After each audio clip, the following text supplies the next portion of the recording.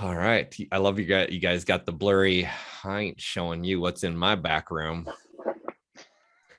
I don't care, dude. I feel like I'm always cautious about information leakage, and like I don't know, like it's hard for me to know that I've scrubbed everything out of my background. So it's like, well, I'd rather just be careful about what I Yeah, put on dude. screen. Till we have a fancy podcast room or something all set up, Yeah, I mean, exactly. I was reluctant to even share video considering I look like a cop this month. My Movember mustache. I mean, cops are dicks, but you look like a cool cop because I know you. I was thinking about. I was telling Nicole I was gonna go around and ask neighborhood teenagers if they knew where I could buy some reefer. Yeah, that would go out really well. That's exactly what it looks like you're going for. If you were trying to dress up for Halloween as a cop, like you're doing a great job. What you need is a different shirt, like one of those ones that like the cops always have, like that they get for free Not at a those cop. conferences they go to or whatever. Barney's bail services. Whatever. Yeah. I when saw you see something. those undercover guys that have the high and tight haircut, that's you gotta reset your haircut machine so you can get the high and tight. And then take the guard out the Floby. Dressed in like biker clothes, but no tattoos or anything. Yep. And then the wrong shoes or something. Exactly. Yeah, we're definitely getting the cop image ironed out. But yeah, it's just amazing how much a mustache can get you towards that goal. It's like really perv you out. Yeah. Yeah. Thanks for joining me in our podcast room. Let's shoot our first episode of this podcast that's going to be called whatever we decide to call it. Which that sounds like a great name. I think we should definitely move forward on that. Yeah, I'm still partial to the third coin. I think it totally gives you a little bit of a what is the matrix style of a question for like, why am I here? What are we talking about? Yeah, no, I love that name too. I think it's a great name, the third coin. And it begs the question, which is what we're all here for. Yeah, sure. What is the third coin? That's the obvious question. But then aren't there like 20,000 different cryptos? There's 13,000 alone on coinmarketcap.com. So what was coin number one and coin number two? I think everybody knows coin number one was Bitcoin, right? Yeah, and that's it. Like, why even are we asking that question? Which is what, makes this first episode its first episode is who are we and why do we care? And then why did we name it that? And what should we talk about? Which we already figured out as well. So now I'm presenting that. Hey, I'm Louis May. I'm a digital marketer. I specialize in websites, content marketing, and social media. That's why I'm here today, is because I like to ask questions, learn, and share information. So okay, I'm just a dad with a couple of kids, and I live in the Midwest, and I've been working in IT most of my life. I built my first computer with my dad when I was 7. I've always been into this stuff. I've just been a geek my whole life, and crypto is just something I'm really passionate about. And unfortunately, I don't have as much of it as I should because I bought some in the past and I've sold it. But I've seen the opportunities come and go, and I'm in it for the tech in a lot of ways. I just think that's really cool. I bought Bitcoin back in 2012, and I didn't think it was going to go anywhere as high as it did. I probably would have kept it. But now I've got like a few crumbs left. Grant, what's up with you? I don't necessarily know a lot about crypto, but I've used enough wallets and I've been on like these exchanges. So like I'm sufficiently traveled that I'm more used to doing crypto than probably your average person, since I haven't just bought on Coinbase. I bought on every single exchange. I was there when it was less popular. What would make it interesting for me is, hey, this is when I bought my first crypto and this is what I did with it. And I don't know how honest you want to be about whatever you've done, but you've been around. And that's what's important, is not that you failed to see the price or whatever, but just like that you've used, because there's billionaires that failed to see the price. Yeah, I was listening to that Diffie podcast last night, and man, he was like, I knew about it in 2010 and 2009, and I didn't even buy it. That's Diffie from Diffie-Hellman. And he's like, I didn't even buy Bitcoin. I knew mine it. I didn't even want anything to do with it. He's like, I missed the boat. I remember telling you about it after I think some honesty is actually appropriate here. And this statute of limitations stuff, and I didn't really do anything that hurt anybody anyway. So long You didn't before buy I any was a dad. weapons for Iraq. Nope. And nor Okay, did I cool. arrange for anybody to be assassinated or anything like that. But I saw this DMT, the spirit molecule, and I wanted to try DMT. And I was like, how the hell do you do that? And I heard about the Silk Road. This is back in 2012. So Silk Road took Bitcoin. What the hell's Bitcoin? Magic internet money. Okay. How do I get that? Mount Gox? What? Okay, sure. So I go down to the freaking ATM machine with this code and put some $20 bills into this ATM machine with a Western Union coupon, and I get some other coupon back, and I go to Mount Gox and I punch some stuff in, and then all of a sudden I get Bitcoins. So then I've never been very trusting. I didn't like anybody else holding. So the more I learned about technology, the technology, I realized these aren't my Bitcoins. These are Mount Gox's Bitcoins that they're holding in my name. So Not your keys, not your Bitcoin. exactly. So I downloaded the Bitcoin full node client and synced up to the blockchain and learned out about how all this stuff worked enough to get my Bitcoins out. And it turned out I had two separate purchases. And the second purchase, I got my Bitcoins out just in time. So you figured out how to get, you were right away realized that if you don't own the data, whatever that data is, you don't own the Bitcoin. And right. you and wanted to know how to do that right away. Right. There's custodial wallets. Somebody else holds your money. And there's non-custodial. And that's, like Grant just said, not your keys, not your coin. Yeah. And I mean, you're going through something that's fascinating because this was a decade ago almost. And there's 99.9% of people who have Bitcoin or any type of cryptocurrency right now haven't even gone through this train of thought. I saw a comment on Reddit, it was a while ago, some guy was like, I spent X number of Bitcoin on Target gift cards back in 2011, and I have so much regret. And somebody else was, I spent X number of Bitcoin on a sheet of acid in 2011, and I have no regrets. So, the custodial versus non-custodial, I think that's like a critical first point to talk about. It's fine to have custodial coins. I mean, there's nothing wrong with that fundamentally. Like, most people cannot keep track of their own coins. If you look at the number of coins that have been lost because people are trying to do this for themselves, it's a lot. And I'd say, Dan, if I know from your experience in the past, like trying to keep track of those keys and what's in what, I mean, what we refer to it as couch cushion Bitcoin, because it's like you have some wallet somewhere that you just like forgot about, or that they had some dust left over because at the time it just didn't seem like that much BTC. And as the price of BTC keeps going up, then this dust that gets left around ends up being worth more and more. You know, somebody tipped you a small amount that seemed like nothing, and then suddenly that's worth $20,000 years later. So, right. Custodial is sort of, it kind of is a negative term, but I think for a lot of people, if you can find like a fairly trustworthy source, it's not a bad route, because it's really hard to sort of secure this stuff and keep track of it on your own. You can still make it money and use it as an investment and never take possession of it. Right. Well, so you can, let's say people use the popular services. A lot of people have used Coinbase, and that's what I would recommend. I use Coinbase as kind of my on-ramp. I have it linked up to my bank account. If I want to buy some crypto and I want to use cash to do it, I open up Coinbase Pro because there's lower fees than Coinbase. A lot of people don't know that. But a lot of people also use Robinhood because they got into Robinhood. And what people don't know about Robinhood is, and I learned this pretty quick, the first thing I did with the Robinhood app before getting screwed on GameStop, these bastards, was I bought some Dogecoin. And then immediately I wanted to transfer my Dogecoin out to my hardware wallet.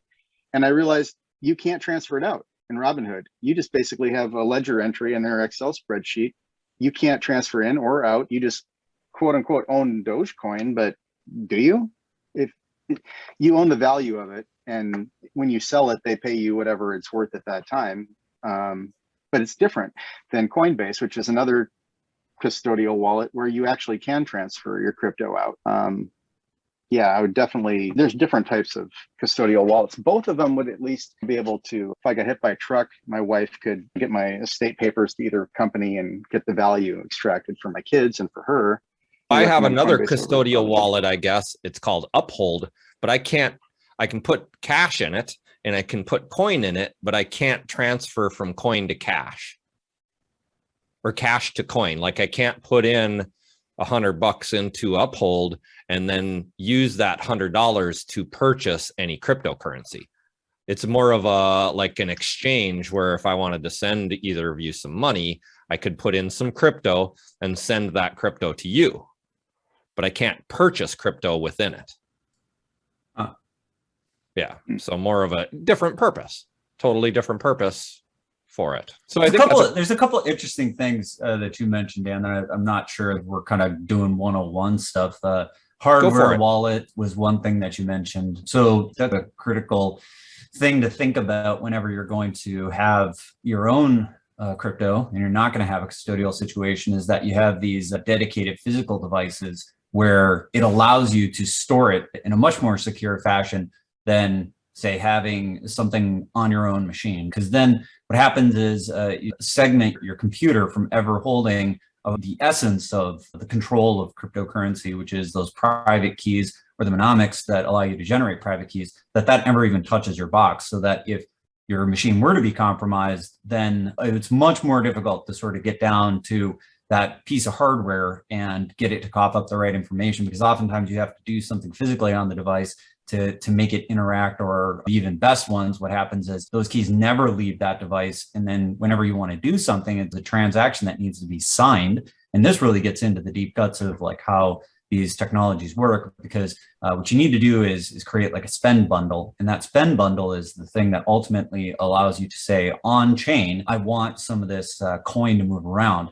And that's really the essence of what it means to have a coin or a cryptocurrency, because the fundamental of what blockchain or Bitcoin technology is, it's a really shitty database. And that's the way that I describe it to anybody, because there's oftentimes a lot of confusion about what is this really? And there's what you're presented with as a developer, as somebody who's working with blockchain technology, you get asked like, why are you using this, or what is it for? And you really have to ask yourself, why am I not just using a database? What's the point of all of this stuff? If we're talking about what the essence of a database or what blockchain does as a database, it's a store of information that operates in a very distributed fashion. And the fundamental piece of technology, or the idea that kind of revolutionized all of this, is that you have the ability to have this database that exists all over the place. It's trustless, it's peer-to-peer, and it allows for storage of information.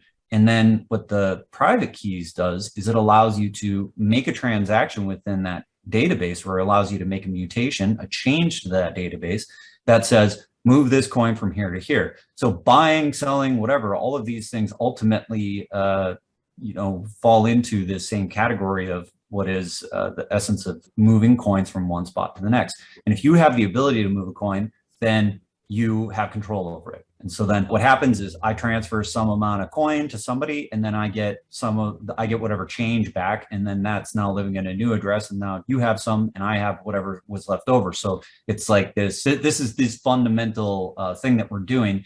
And that was what Bitcoin invented to begin with, just that idea, a distributed database, this distributed ledger, and the ability to control and move coins and do all of this in a cryptographically secure fashion. Cryptographic. So this could be compared to, because, remember, I'm not a programmer. So when you say database, I'm like, oh, an Excel spreadsheet. Yeah, it's not that much different from an Excel spreadsheet. Really think about what is it really doing, because there are just specific entries that says, here's an address and here's the amount of coin that's sitting at this address. That's the fundamental of Bitcoin. It's kind of like one Excel spreadsheet that everybody has access to, but you can't change. You can only go down in it. You can't change any of the upper, what are they called? The upper areas of the spreadsheet unless you have the key for that row. When I was explaining it to my wife and my father-in-law, I said, it's kind of like a shared checkbook. You and Donna, your wife, have a shared checkbook, and you both, put your money in there, and then she spends some, she puts it in the ledger, then you spend some, you put it in the ledger, and you can't go back and cross something out. You can't go back. Once it's written, and everyone can see what happens. Money in and money out. It's just oversimplification, but yeah, it's a good analogy, I think. Yeah, so the whole idea of adding a new row to the Excel spreadsheet or to the database, that's what mining is, right? You have this proposed next state of the database or of the blockchain, which is the mempool. Everybody's trying to do stuff, and that's where all the fees stuff comes in, is because there are these units of time, like every single unit of time on each different blockchain, and they're all different. Like blockchain or Bitcoin has its own unit of time, Ethereum has its own unit of time, and all these different blockchain technologies, they're messing around with these fundamental parameters.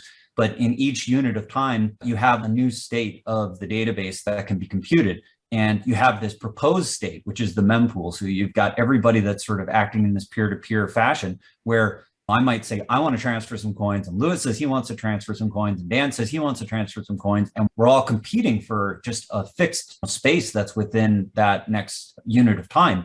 And if that competition for space is high, then what will happen is the ones that have paid the biggest fee will get included in that next unit of time. And so then you'll roll to the next one. So if you put in a really low fee, the chance of you getting your transaction through is lower, and it might take a lot longer for that to go through because you're waiting until there's a place where your transaction fee is in the right spot to auction that space off. So that's the other thing that's happening within a lot of these different coins is you're paying for this space. And the one that I think gets the most press is probably Ethereum. You know, Ethereum's gas fees. That's their mechanism for bidding for space or bidding for compute time in the Ethereum virtual machine. And that's that mechanism for how do I get included, or how does my transaction actually go through? So then the miner will take those top ones, and then all of them are trying to find this solution to a special problem that's been proposed. And whoever finds it in proof, they get to commit the next transaction. They say, I've got the transaction. They commit that next chunk to the database, and then they get a reward for that. And that reward has been steadily decreasing over time. So at the beginning, the block rewards for Bitcoin were really, the block rewards for Ethereum were really high. But then as time goes on, those rewards keep going down and down and down as the emission of the coins reaches its end state. That's one of the reasons why a lot of these cryptocurrencies have gone up in value, is because it's gotten harder and harder and harder to get the coins. Difficulty's increased and the reward is decreased. So it naturally has an effect on the price. So Bitcoin, I believe in the beginning, wasn't the block reward like 50 Bitcoins every block? So every 10 minutes, 50 new Bitcoins was minted. And then the first halvening event happened was in 2012. And then it went to 25 Bitcoins and then to 12 in 2016. And then in 2020, it just went to 6.5. I believe, if I'm not mistaken. So it's called the halvening event, and the total supply of Bitcoin will be 21 million. That's written into the code. But you can technically never get to it because of halvening. So there'll never be a total of 21 million. There'll always be one little fraction less than 21 million. Well, logically, but I think actually, how is that going to work? And they can change it, can't they? If the devs agree on a change. Well, that's what's known as a fork. So yeah, it's unlikely that's going to change. It's built into the fundamentals of how the chain works, or the consensus mechanism. There have been certain things that have been proposed to change different blockchain technologies' fundamental code structure. And what it requires is that a whole bunch of people who are responsible for keeping the chain moving sort of switch to that new version, and that's called a fork. So you can have soft forks and you can have hard forks, and soft forks are where you have some amount of change that's happening, but nobody's forced to update to the latest code. But then you have a thing called a hard fork, and this is where you can actually split the chain, because if some people just fundamentally are like, you know what, I don't care what you're doing, I don't like your proposed chain, and they get left behind. And there's a great example of a hard fork that sort of split the chain in two, which was the first Ethereum split. When Ethereum first existed, there was a problem with one of the early adopters for it had a bunch of money that was stolen, and they made a decision that they wanted to roll that back. They didn't want that money to be stolen. They thought that it was really going to hurt the adoption of Ethereum. They said, hey, we're going to roll this transaction back. We're going to fix this, and we're going to restore the coins to the people that lost them. And there were a bunch of early adopters on Ethereum that said that is antithetical to the way that we think this should work. And so Ethereum Classic was born from that. And the split therein was ETH Classic and Ethereum proper. And the Ethereum proper sort of allowed that transaction. I wouldn't be surprised to see a similar type of split when Ethereum goes to proof of stake, for a bunch of miners to be like, well, we don't care what you're doing with this proof of stake business. That's way too centralized for us. We don't really like that. And I wouldn't be surprised to see another split occur. It does E2 that they're talking about. That's supposed to happen relatively soon, right? Yeah, I think it's beginning of next year. I'm not sure exactly the date. I don't mine Ethereum currently, so I'm not staying abreast of this as much as I might otherwise. It's not my preferred coin of choice, but yeah, some soonish time is when it's been promised that this staking stuff is going to take place, and then that's going to change the consensus mechanism for Ethereum. It's no longer going to be proof of work. Now it's going to be a very centralized set of nodes, and the only way you can advance the chain is to have some amount of stake in the game, right? You have to have a certain amount of coins, and then somebody who's running a particular machine with a lot of money on the line, essentially, since they've swooped up some amount of Ethereum, that they would be able to move the chain to the next state, no longer based on some cryptographic challenge, but rather just based on like a trust model kind of thing. There's an important point about forks that has been overlooked, or Grant, I take it for granted, but if you're on a chain and you have some coin on a chain and the chain forks into two separate chains, you now have the same amount of coin on both new chains. When Bitcoin split into Bitcoin Cash, everybody who had Bitcoin got basically an airdrop. It's called an airdrop of the new, and currently there are 74 forks of Bitcoin. So if you were in the early days and you had 10 Bitcoins, you would have 10 Bitcoins on 74 different forks today if you hadn't moved them. That have monetary value at this point, that have value in US dollars. Yeah, there's a website, forkdrop.io, and they list them. Not all of them have value. Some of them are just pennies. Okay. But it's definitely, well, and not all of these are forks. Some of these are airdrops on the fork, but there are a lot of forks of Bitcoin. There's Bitcoin Gold, Bitcoin Diamond, Bitcoin Cash, Bitcoin God, Bitcoin. Because you guys can see from my point of view, while I love this conversation that's been going on for almost 30 minutes, from my point of view, we've actually opened up more questions than we've closed answers. We still haven't answered the question, what is the third coin? We've talked briefly about Bitcoin, and we've talked about Ethereum. We don't even know what the first two coins are. I don't think I'm not sure that's the point of this podcast, and I wouldn't even propose that we would get to that for a long period of time. I don't think we do either, Dan, because I don't, from a guy of my perspective, I want to know more about forks. I want to know more about how the money value actually works. I'm just kind of posing all the questions, like how does this value actually work and get calculated? Where did the money go when people buy?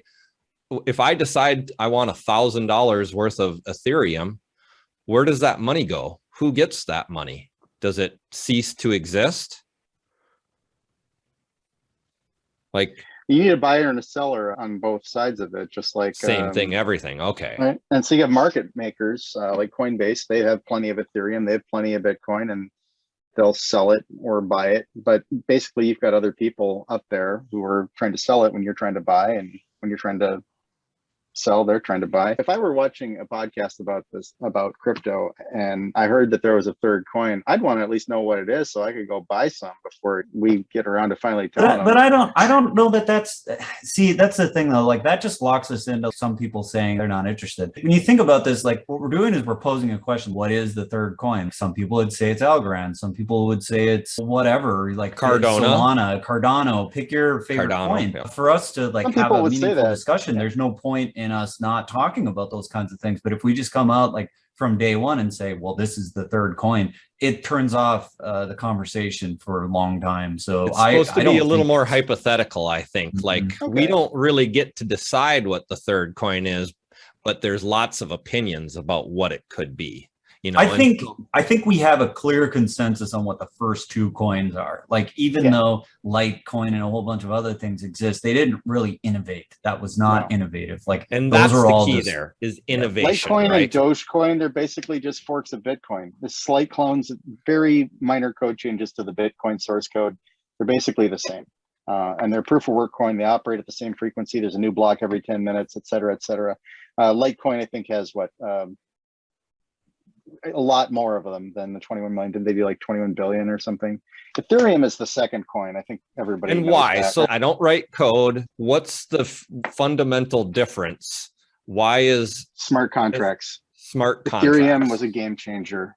Well, so Bitcoin started everything, right? Satoshi Nakamoto and the invention of Bitcoin invented the idea, and it brought together a lot of stuff that was already in the mix, right? I mean, when you say invent, it's sort of like everyone stands on the shoulders of those who came before, and Bitcoin is no different. There's a lot of crypto punk that sort of went into the origin of that. And there are great podcasts that already talk about the origins of Bitcoin and what it brought to the table. But I think everyone can agree that like Bitcoin was the first. So if you look at like what happened next, just in time, there were a bunch of other coins that are really close on the heels of Bitcoin, but they didn't do anything like new. They were just like other things that sort of still built on top of that same UTX model, the same consensus mechanism. They were literally just people that went, hey, if we write some new code, call it something different and get a bunch of people to buy it when we're selling it after we mine it and we hold a bunch of it, now we're rich.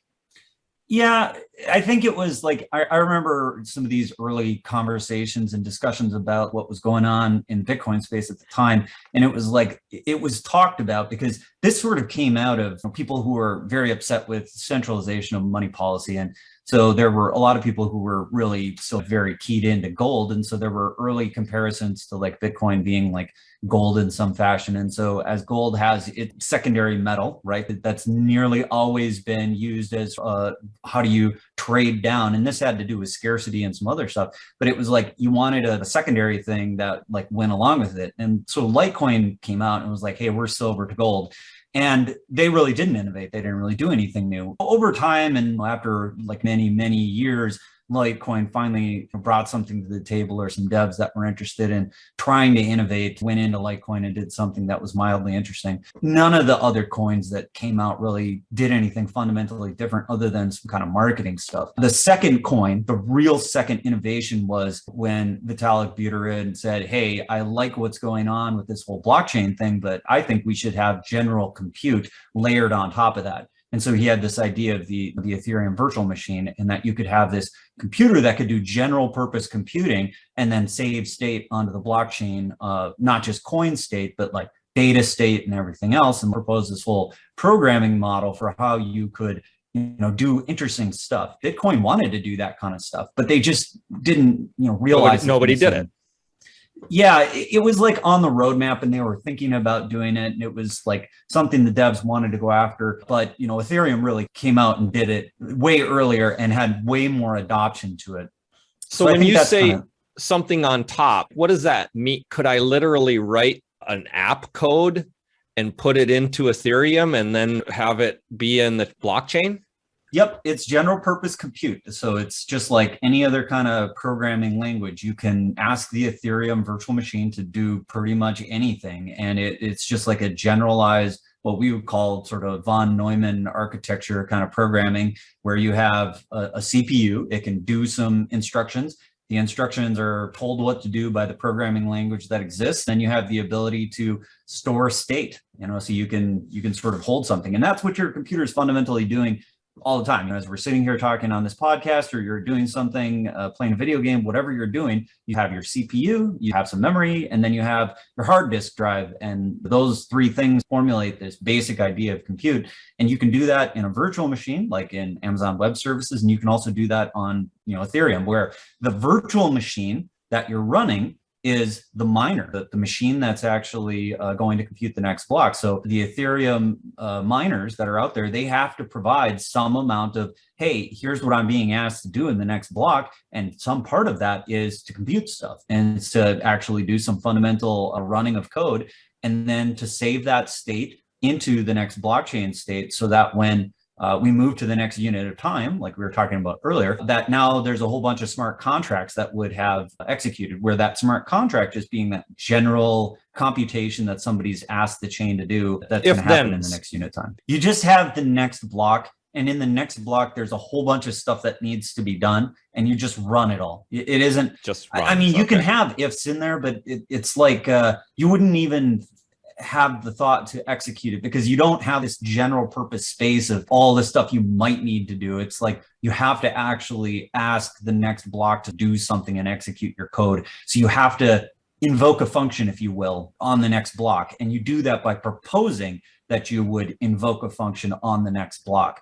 And you can pre-run this on your own machine. This is how it works. You, on your own machine, say, this is what I want to have happen. And it's very similar to, what we discussed earlier, which is like this spend bundle. So you just have a smart contract that exists at some address out there. And then in the mempool, you say, I want this function to be invoked with these parameters, and I'm willing to pay this amount of gas to get that to happen. And in programming, we have a general purpose problem, which is we never know if a program's actually going to do what it's supposed to do. This is just like a fundamental problem in computer science that's like unsolved or unsolvable. You never know if a program will actually do what's called halting. You don't know if it's going to run and then produce an output that's reasonable. And how the gas works on the miner will run that program for a certain amount of time until the gas runs out. And then whatever is the output of that, it's either I used up all the gas because each operation within the smart contract costs a certain amount. Each amount of data that you're going to store costs a certain amount. So if you exceed the amount of gas that it takes to run your program, it just says, I couldn't run it. You didn't provide enough input to get this done, so I'm not even going to do anything. And you just get all your money back. Then the other part of this is, let's say I pay 400,000 in gas. It's called GUI on Ethereum. I pay this amount in GUI for gas fees. If it costs 200,000 to execute your program, then you get the 200,000 returned to you, and the miner takes the 200,000 for executing your program. And then the output of the program makes it into the next block. So in proof of work, you have a lot of computers all doing the exact same thing, trying to figure out what the next block is. The one that has that special solution gets all the value. And you move on to the next block, which is there may be a whole bunch of other different kinds of gas fees. There's some interesting stuff that the miners can do in there to make extra money. Mostly it's you pick the top transactions and the stuff that has the most gas associated with it because you want the most money. You're always trying to grab the stuff that's the most interesting and put it in the next block. Two different miners could potentially yield a different next block depending on what it is that they're grabbing out of the mempool or the proposed next block. But it's still whoever solves it is the one who then gets put in the ledger. Yep. And everybody can validate.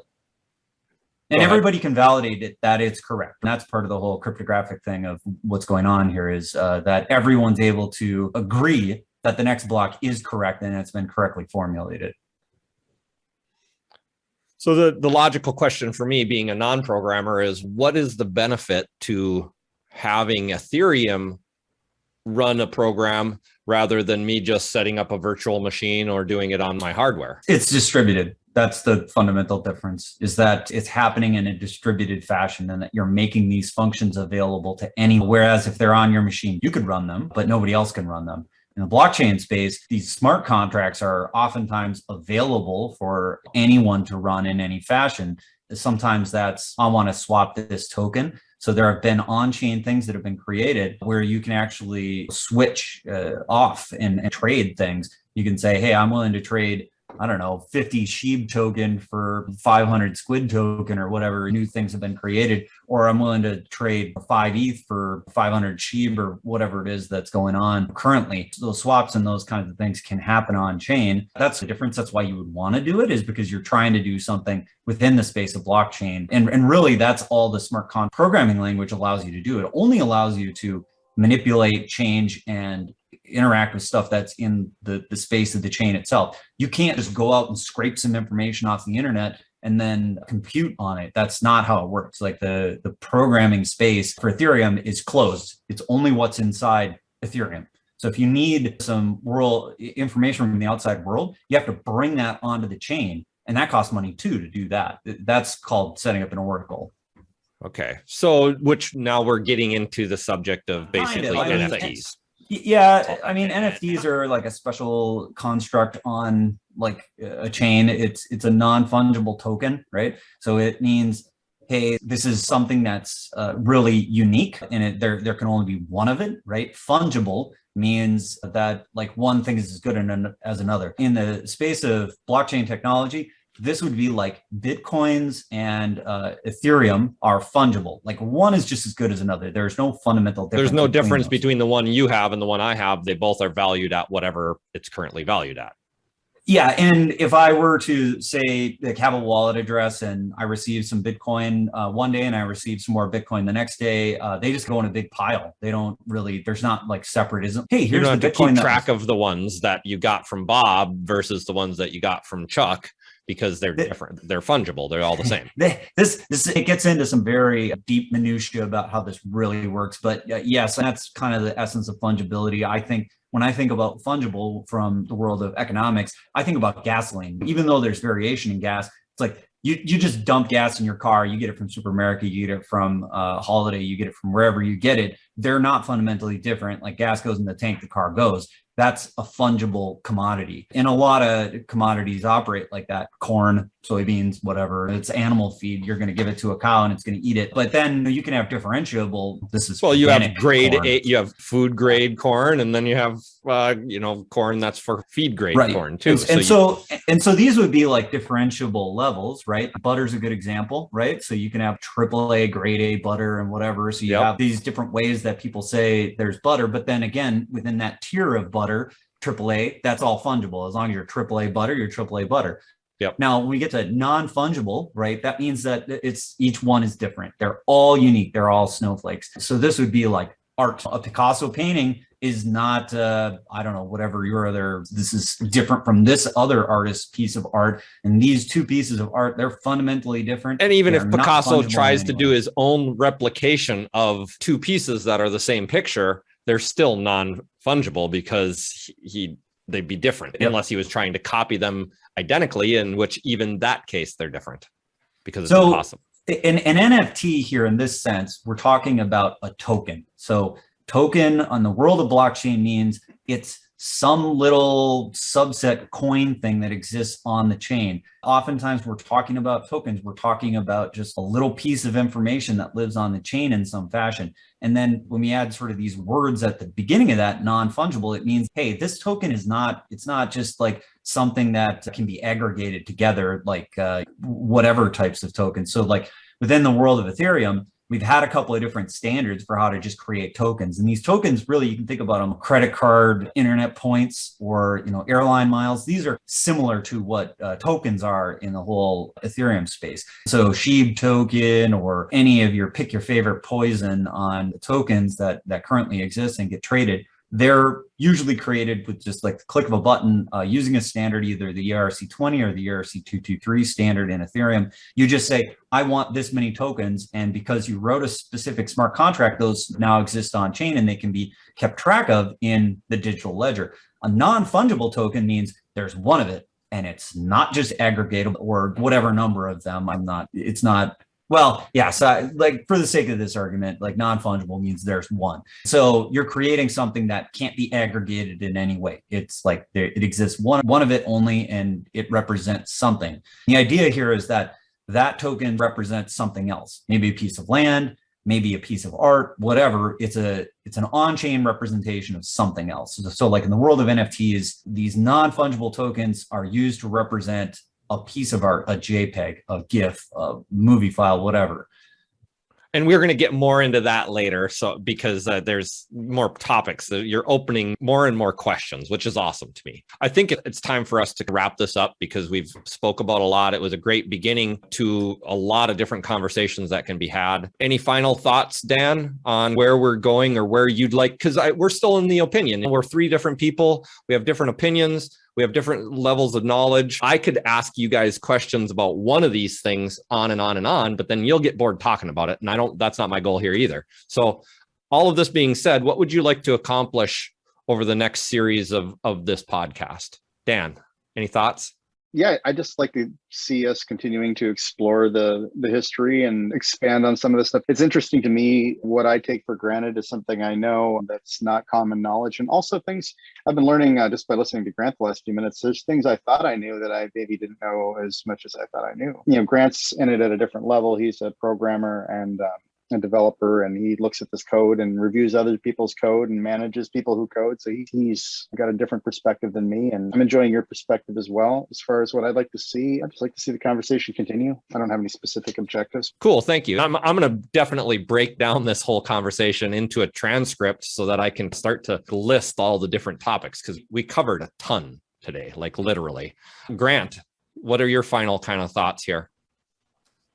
Just that I think that the right thing for the podcast is to never really come out with guns blazing to say what the third coin is. I think it's easier to ask a question, and oftentimes it's better to sort of just leave the question unanswered and explore around it. I think some of the best television shows evidence this. For instance, Lost was, kind of interesting when it kept asking questions. When it started like trying to resolve those questions, like why are they on this island? What the hell is going on? Then it just fell apart because people are like, well, these answers are dumb.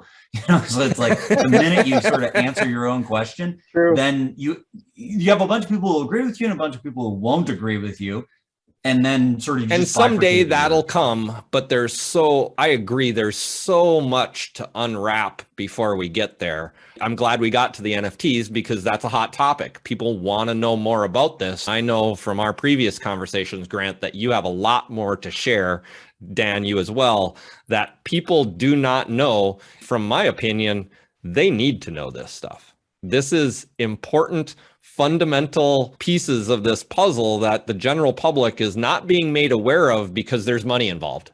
And that's, I think, what's cool about what we're doing here is nobody is going to be making any money. Grant's not making money off of our listeners. There's no ulterior motive of what we're trying to sell here or anything like that right now. Maybe we'll sell something down the road. Who knows? So Grant, let our viewers know what kind of solutions you can help them with, because I think that you're really good in this space.